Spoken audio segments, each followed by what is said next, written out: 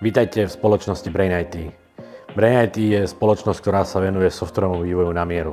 V Braine máme široký záber technológií, nefokusujeme sa iba na jednu a to je z jednoduchého dôvodu. Sme menšia spoločnosť, nemáme tak veľa ľudí, aby sme dokázali mať jeden tým iba na jednu technológiu. Stavíme hlavne na otvorenej komunikácii. Nikto sa tu na nič nehrá a z môjho pohľadu úplne, že najdôležitejšia časť je humor. Humoru nie je nikdy dosť. U nás je na tom postavený veľká časť dňa aj komunikácie.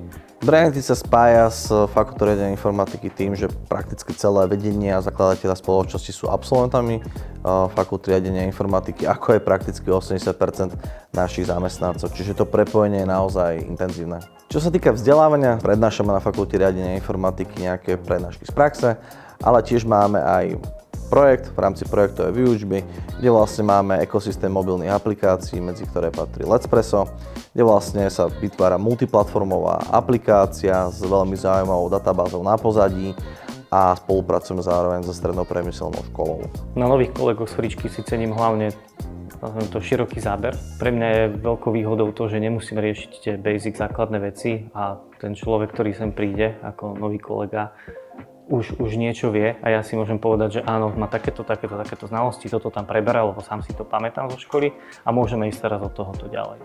A dá sa povedať, že som aj rád, keď je to niekto z Fričky, lebo môžeme si poprvé robiť z toho srandu, lebo tiež sme tam chodili a radi spomíname na tie časy a radi vypeme do mladších kolegov, aké to tam bolo. Štúdium na fakulte riadenia informatiky je podľa môjho názoru výnimočné, hlavne kvôli tomu, že absolventi sú uplatnení prakticky v celej Európe, v tých najlepších spoločnostiach, ktoré na trhu máme.